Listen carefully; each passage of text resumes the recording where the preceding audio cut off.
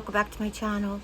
Full disclosure, no brace on today. I really feel like poopy doo, but I wanted to come on here and say hello. I've got a little Hogwarts thing happening today. This is like a super small t-shirt that I got to hold my bandages in place. Jimmy brought me a coffee mug. I'm solemnly swear I'm up to no good. This was a gift from a very sweet friend who I miss a lot. And I got a new cell phone charger system that works with magnetic, but then I couldn't have a pop socket, so I just received this in the mail. It basically turns the phone's case, it adds the pop socket to the phone's case, but it's easily removable so that you can charge the phone and put the Harry Potter pop socket on it, because that's the one that I wanted for right now. And now that makes me feel better. I mean, I feel good. Like, this reminds me of a conversation from like the beginning of this year that I had with Mary. I sent her a voice message. Like, sometimes we just voice message each other back and forth, or send little video clips back and forth, because you know she's a new mom, and she, you know, what times that she has when she's doing treatments or when I'm resting, like, we never really know if we're going to be able to connect, so it's just easier this way, you know. And I sent her a message. I said, how do you justify, like, I'm good, you know, like, I know my soul is good and saved, and I know that I have faith that God's will be done in my future with my body and with my spirit. But I feel like, and it's not why have you forsaken me, it really isn't, because it's just a matter of battling the body. And I knew she would understand. And what always the soundbite that plays in my head, because in this video she's like, that's a great question, because it's like, I'm good, but also I'm not good. And that's the soundbite that plays in my head when I think about it. But then when I think about it, I start to pray on the concept of, God, thank you for allowing me to have a healed soul in Jesus Christ, and to be a part of his family, and to be saved by him. And I just pray that my body will also get that same grace soon. And then from every day, like every day I don't feel good, and I have to, like, you know, is today gonna be a day where I'm just gonna, like, not do the things? But you always have to make sure you get up and do the things. And I'm not gonna lie to you, the reason I don't have the brace on is because I don't have the strength to put the brace on. I barely had the strength to get in the chair, and I have to sit up every day, even if it's for a little while, or else I will get like that. You know, like, do you remember, like, in the beginning when the rashes first started towards the beginning of the year, that I really couldn't wear the brace at all, so I really couldn't sit up for long periods of time? This was before I had my radiation on my spine.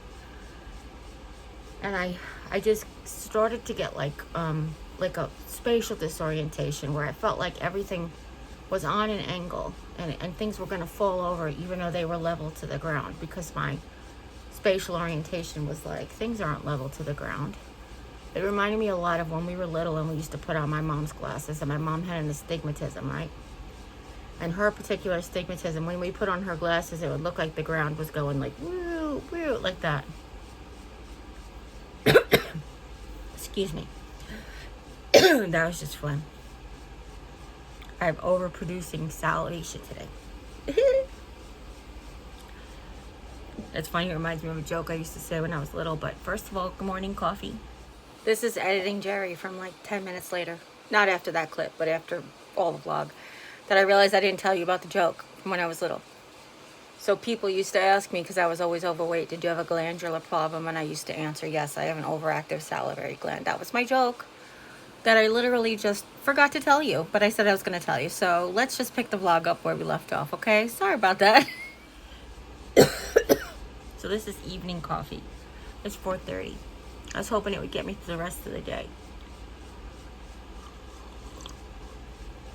But I deserve a second cup. We all deserve a second cup.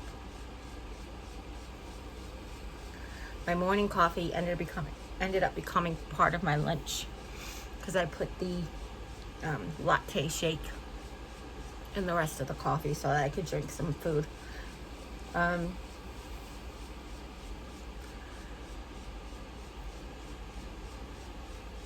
nose is itchy, forgive me.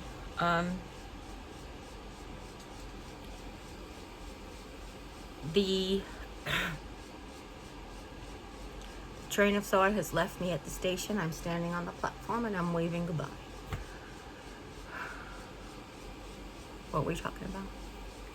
Welcome to my family.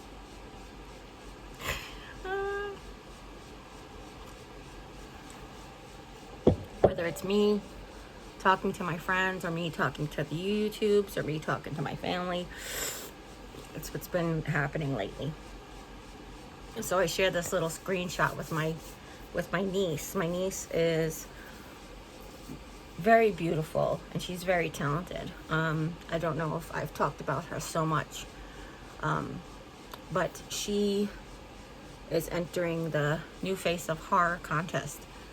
It's on Facebook. It's not just a Facebook contest, but it's on Facebook, and you get to vote every day for free, but only once a day, once every 24 hours to be exact, because I have an alarm. But there was something I was doing that brought up the website, and I was like, oh, I should just vote now. And they're like, oh, you can't vote for another 3 hours. I was like, okay, I'll just wait.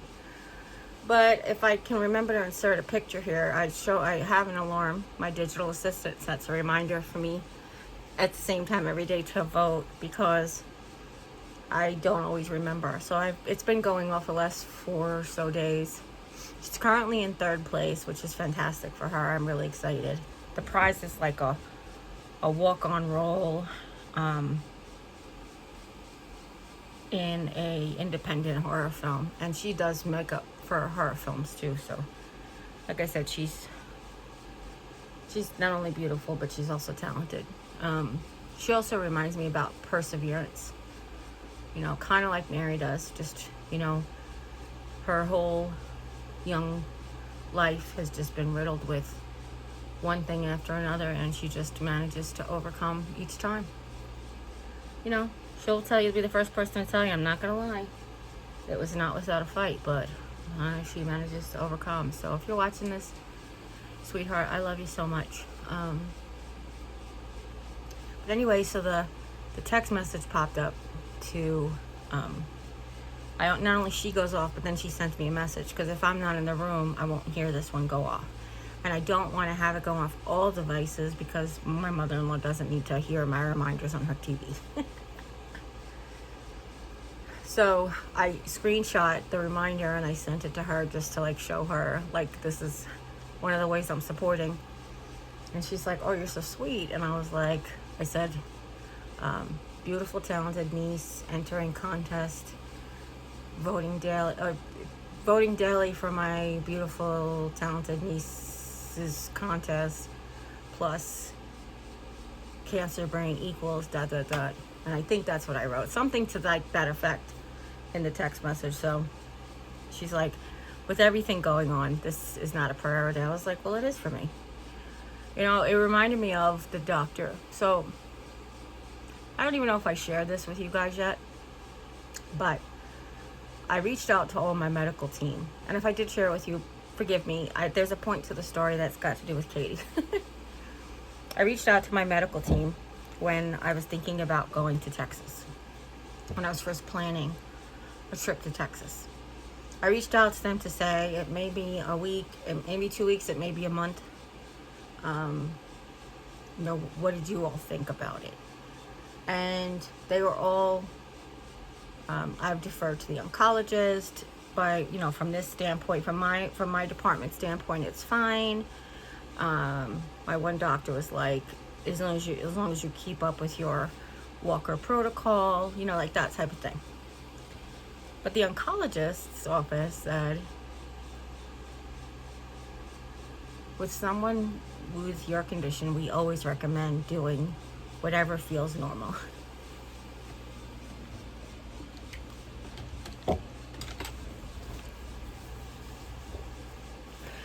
Which of course is like so nice to hear, but also like kind of scary to hear at the same time, you know? But that is the soundbite that plays in my head every time I hear somebody ask about my condition. If you're in your condition, why are you doing this? Or if your condition, how can you do that? Or why is this important and with everything else that's going on? And it plays, the soundbite plays in my head that my oncologist said we encourage people with your condition to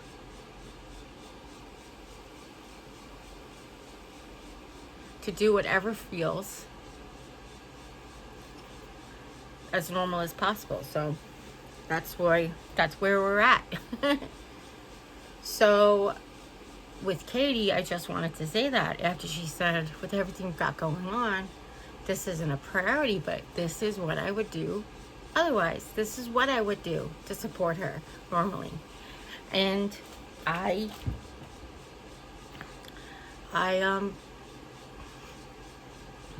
don't,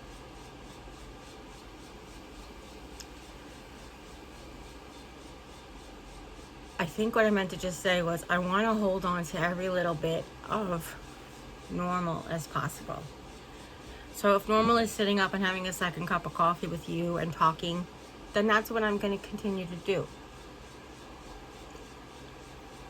If it's only for 15 minutes or 30 minutes and it's normal, 15 minutes of normal or 30 minutes of normal.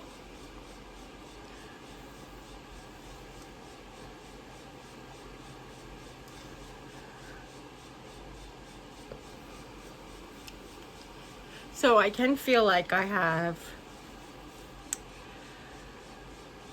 somewhat of a productive day or a little bit of my normal, of normal life, of normal living. You can't look around the room and not see all the things that have changed because of what I'm going through. So it's not like you don't have constant reminder. And the fact that even when you feel good and you don't feel like you're sick and you don't feel tired and you don't hurt, you still have a constant reminder. Oh, there's my brace, there's my commode, there's my walker, there's my medicine bucket, things that aren't normally here. Even the little refrigerator. I didn't have a little refrigerator next to my bed forever. I just got it because of the treatment and Jimmy going back to work. Technically, it's even after my sister left because she was here to help me out at the time too. But,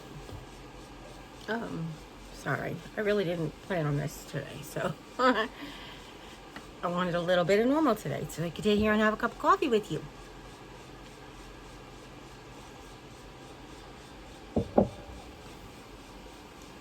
So normal would be going to Texas.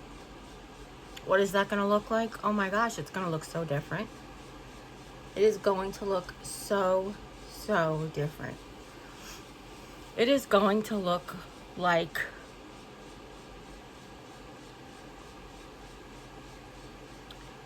most of the day spent in the brace. Hopefully my back continues to heal over the course of the next 2 weeks before I actually go. And sorry, maybe I could wear the brace. My skin rash continues to heal until it's gone over the course of the next 2 weeks, so that I can wear my brace all day without feeling uncomfortable. Is that what it's going to look like? Well, it's definitely going to look like that on travel day.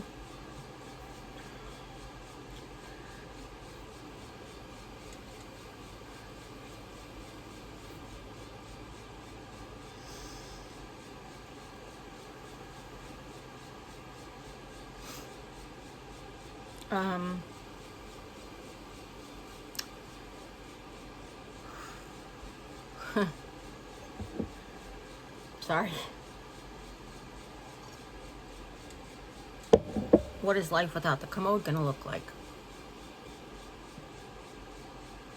How many steps to Lisa's bathroom? Lisa's bathroom is closer to her bed where I sleep when I visit than my bathroom is to my bed, where I sleep all the time. So the time about putting the brace on, and even if I just put the back on, which I'm supposed to wear both, but hey, beggars can't be choosers. Like, even if I just get the back on while I'm walking, how will that be? So I had a thought today, and I'm going to try to remember to do it. Not try to remember. I'm hoping I have the strength and energy to do it tomorrow, because tomorrow's Friday. I would like to call the spine surgeon and see if he can't request an x-ray of, or an MRI or whatever of my spine, instead of having to wait until the treatment is completely over for the chemotherapy 3 months. Because I want to have permission to not wear my brace anymore. And my oncologist wants me to wait till I was doing the treatment for 3 months. The radiation oncologist wanted me to wait 3 months after my last treatment, which would be on October 18th. But I would like to just check now.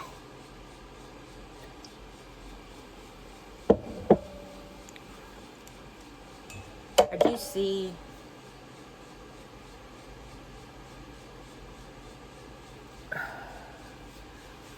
do see my doctors, but not before I come back from Texas. I'm supposed to see them again in October.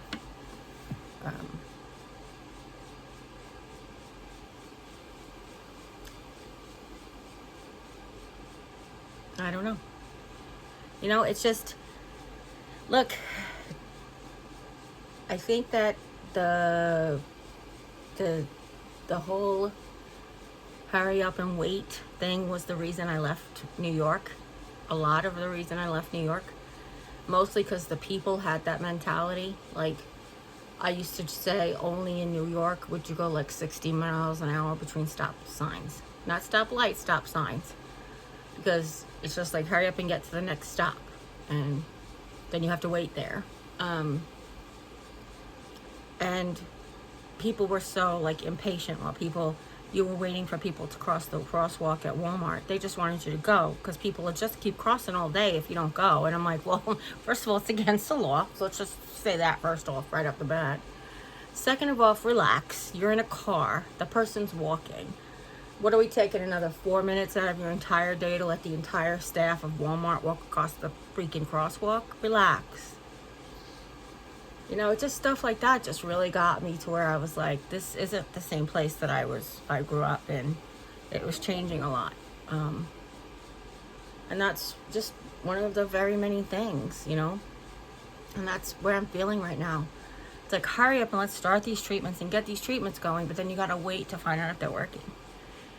And, you know, so if I get my scans in the end of October, the beginning of November, and yes, we have had some shrinkage, but not as much as we wanted, then does that mean we try another 3 months of everyday chemo?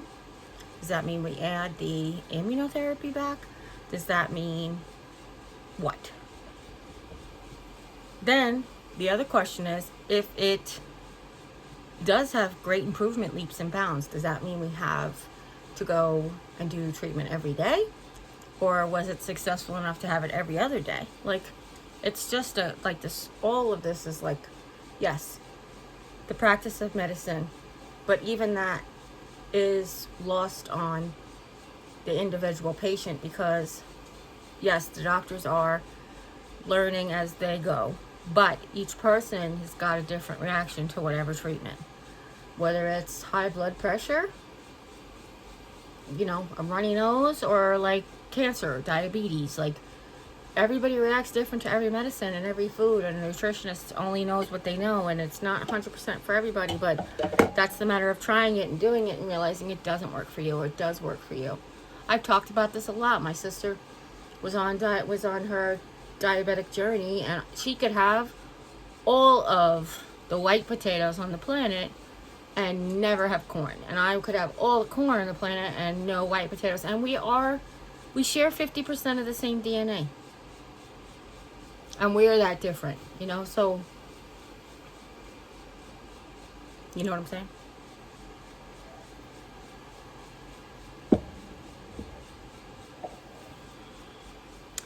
Anyhow, I was really wanted to make this like a fun coffee chat. That was my intention when I came up here, to be like, hey, today sucks, but I'm still doing it. And I sat up in the chair and I made a cup. Jimmy made me a cup of coffee, and I got a new pop socket so I don't have to drop my phone in the middle of the night. And I actually got a new backpack that was a Dave and Sissy deal, like super cheap, and it's the cutest thing ever. And it goes with all my pink stuff. And I said to Jim, pink is my signature color. And he goes, I thought it was red. I was like, no, that's a line from Steel Magnolias. I was like, don't you know me at all? I actually was showing my aide about, like, she doesn't have an iPhone, and I was showing her some of the things we could do on the iPhone. And one of the things I was showing her was the, it's not called predictive text. It's called, is it called predictive text? Shortcuts. So what you can do is you can set up letters. Like, you can set up LOL, and every time you type LOL, you can have it say laugh out loud if you wanted to.